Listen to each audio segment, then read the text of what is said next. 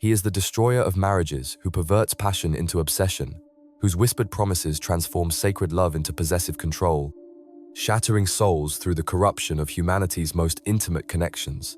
But what ancient fire birthed this king of demons, and why does his influence strike at the very heart of what makes us human?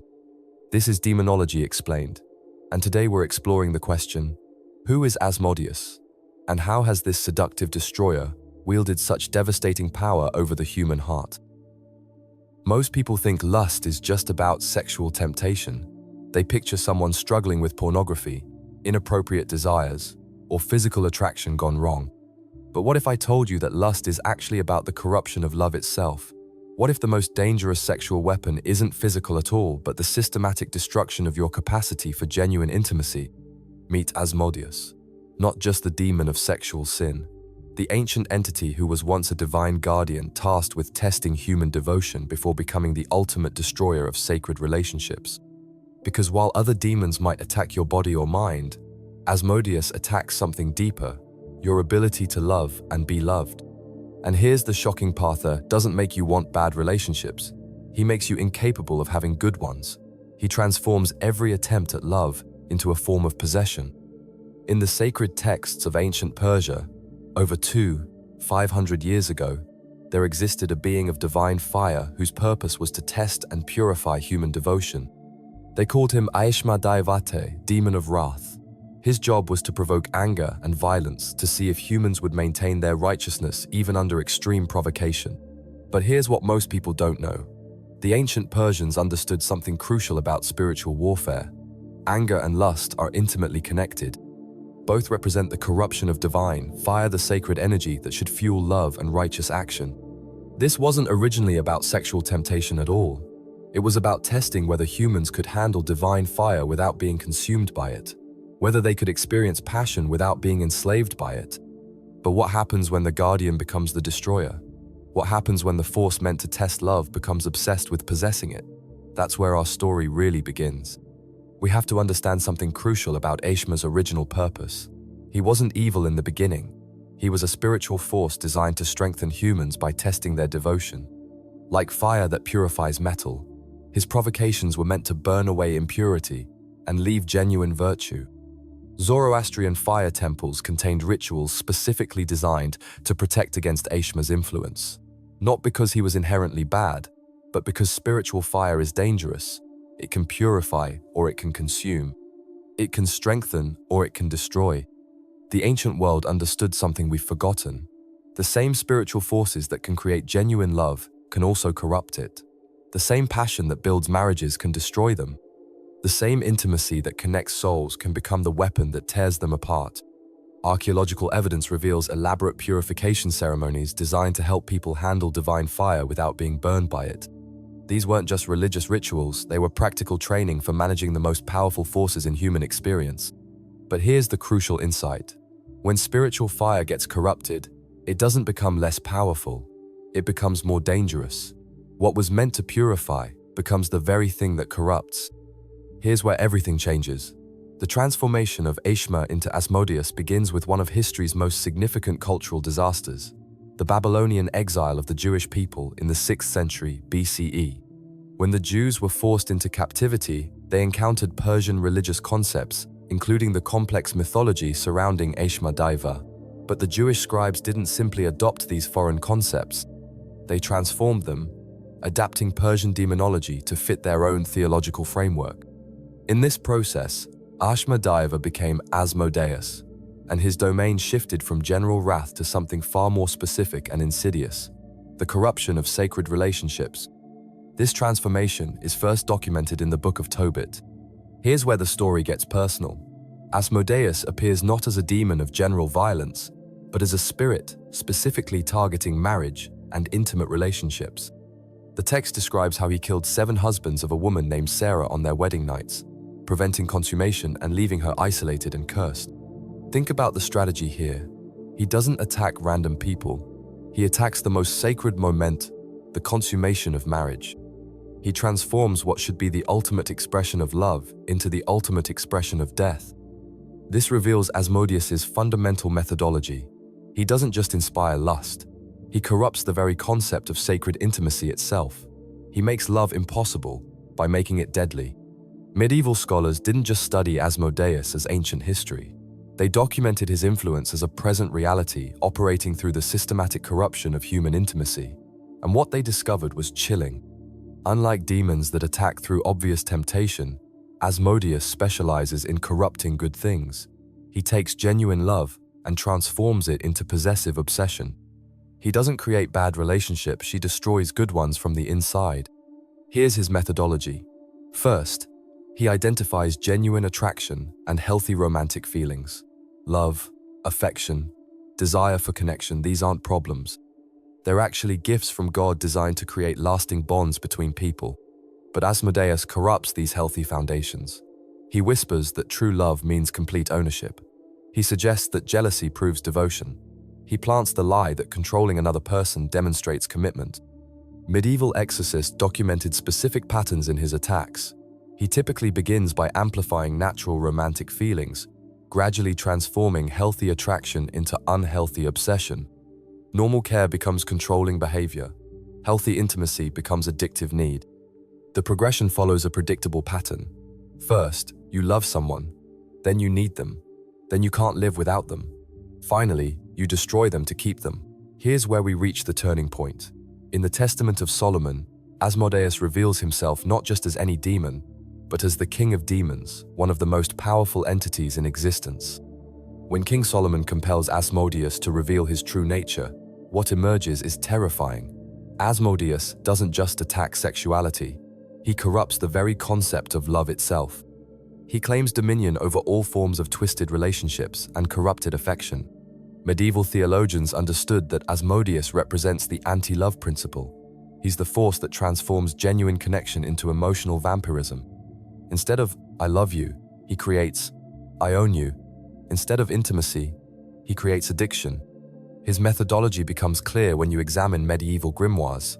The Lesser Key of Solomon describes him ruling 72 legions of demons, each specializing in different forms of relationship corruption.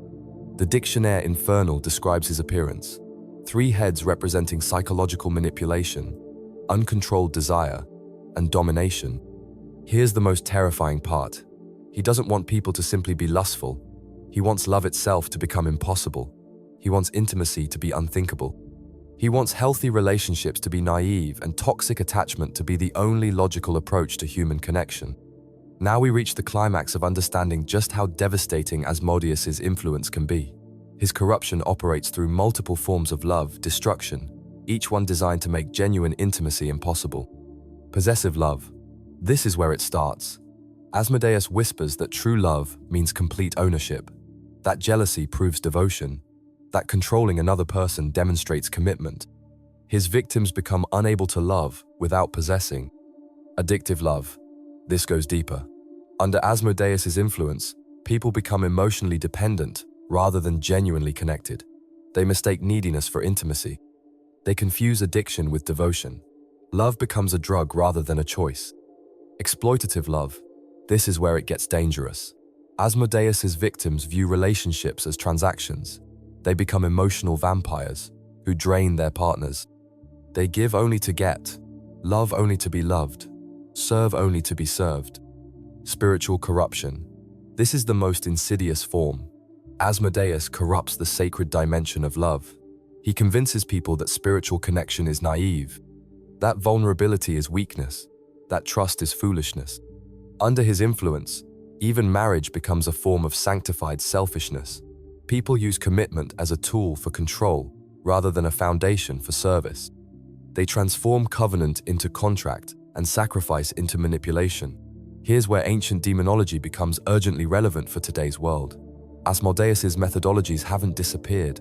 They've found perfect expression in modern technology and dating culture. Dating apps have created the most powerful relationship destruction engine in human history. Tinder and Bumble that turn human connection into shopping experiences. Dating apps that train people to view relationships as consumable entertainment rather than sacred commitment. Modern psychology has identified numerous patterns that align perfectly with ancient descriptions of Asmodeus's influence. Love bombing, narcissistic relationship cycles, sexual addiction, attachment disorders, the growing inability of people to form secure, lasting bonds. The rise of hookup culture follows Asmodeus's exact pattern. Take the natural human desire for intimate connection and strip away everything that makes connection meaningful. Remove commitment, eliminate vulnerability, destroy the possibility of genuine intimacy. Social media has weaponized Asmodeus's methodology. Instagram relationships that exist for public display rather than private connection. Facebook couples who perform happiness while experiencing private misery. Dating profiles that reduce human complexity to swipeable commodities. Pornography operates the same way. Instead of love serving intimacy, intimacy serves consumption. Instead of sexuality expressing connection, sexuality replaces connection. Instead of desire building relationships, desire destroys the capacity for relationship. But here's the good news. Traditional religious texts provide clear guidance for protection against Asmodeus's influence. And these principles work just as well today as they did thousands of years ago. The primary defense against Asmodeus's corruption is understanding the true nature of sacred love. Not love that possesses, but love that serves. Understanding that genuine intimacy comes from vulnerability, not control. The Book of Tobit provides the perfect template. When Tobias marries Sarah, he approaches their union not with selfish desire, but with prayer and genuine care. The demon flees because genuine love creates an environment where corrupted love cannot survive. Traditional spiritual practices like commitment, sacrifice, and servant love all serve to counter the possessive attachment that makes Asmodeus's corruption possible. These practices reinforce the truth that love is a choice to serve, not a feeling to be served. The biblical understanding of covenant love provides the antidote. Love that gives rather than takes. Love that serves rather than uses. Love that builds up rather than consuming. Love that points toward God rather than replacing God. As we reach the end of our exploration of Asmodeus, we arrive at a crucial understanding. The transformation from divine guardian to demonic destroyer reveals something timeless about love itself. Our tendency to corrupt divine gifts through selfish desire and possessive attachment. Whether you understand this as literal demonic influence or as a powerful metaphor for destructive relationship patterns, Asmodeus represents one of humanity's most fundamental temptations. In our age of dating apps and hookup culture, the ancient warnings about the king of demons carry more relevance than ever before. The ultimate message isn't one of fear about love and relationships. It's about wisdom concerning their sacred nature. Understanding Asmodeus's influence provides insight into the spiritual dimensions of human intimacy, the difference between genuine love and its corruptions. In a world that reduces love to chemistry and commitment to convenience, the ancient wisdom about Asmodeus offers a different way.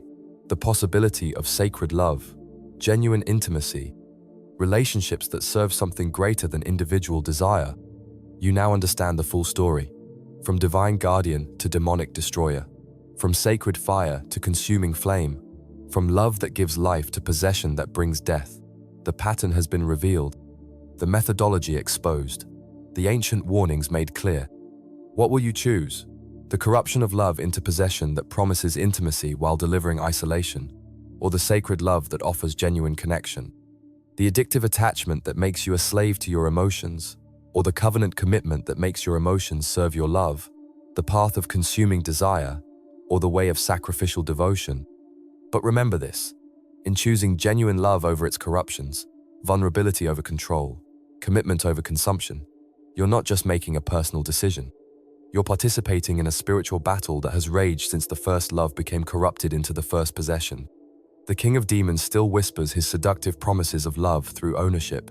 He still offers the false intimacy of addiction, disguised as the true connection of commitment. But authentic love, sacred, vulnerable, servant love remains not just possible but powerful. It is, in fact, the only force capable of driving out the relationship corruption that Asmodeus represents. Because here's the final truth. Possession enslaves, but service liberates. Addiction creates emptiness, but commitment creates fulfillment. Taking love makes intimacy impossible, but giving love makes intimacy inevitable. The choice, as always, is yours to make.